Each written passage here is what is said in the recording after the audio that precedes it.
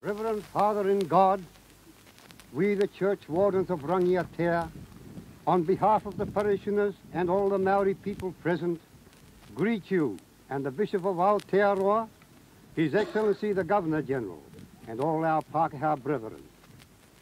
We desire that you, my Lord Bishop, offer thanksgiving for the Church of Rangiātea built 100 years ago by our forefathers. In the town of Ōtaki stands a splendid replica of the historic Rangiātea church. The original church was destroyed by fire in 1995. This act of arson saw New Zealand lose one of its most beautiful buildings. Completed in 1851, the Rangiātea church embodied the aspirations of both European and Māori to live peacefully in a district torn apart by tension. Rangiātea will always be associated with two men, the great Ngāti Toa chief Te Rauparaha and the missionary Octavius Hadfield. During the 1820s and 30s, Te Rauparaha became well known as his Ngāti Toa tribe conquered much of central New Zealand. However, from 1839, Te Rauparaha looked for more peaceful ways to advance his people's interests. In the same year, the young Anglican missionary Octavius Hadfield arrived at Waikanai on the Kapiti coast. By 1843, Hadfield and many Māori whom he had converted had built a big church at Waikanai. However, Hadfield's church, as it was known, did not last long. Within a few years, wind-blown sand had buried much of it, and many of Hadfield's Māori converts left to return north to their ancestral homelands in Taranaki. Ōtaki now succeeded Waikanai as the centre of activity. Hadfield moved there and worked amongst the local Ngāti Raukawa iwi, the tribe of Te Rauparaha's mother. But it was as a great fighting chief of Ngāti Toa that Te Rauparaha attracted the attention of Governor Grey, who feared the chief would oppose the spread of European settlement in the Wellington region. In 1846, Grey captured Te Rauparaha and held him prisoner for 18 months without trial.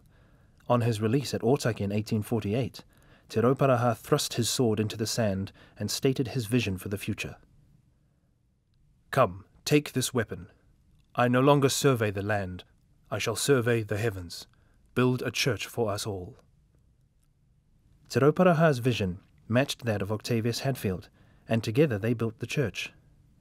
Hadfield provided the broad design based on his earlier Waikanai church, while Te Rauparaha and the Ngāti Raukawa people supplied the materials and labour. 3 great tōtara logs, symbolising the Holy Trinity, were given by the Ngāti Tūkorehe tribe from Oho, to the north of Ōtaki.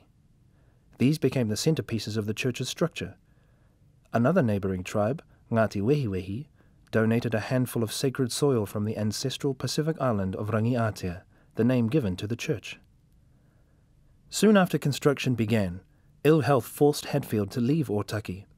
His successor, Archdeacon Sam Williams, oversaw the church's completion, including resolving a dispute over the length of the ridgetop roof beam by stealthily reducing its length with a saw one night.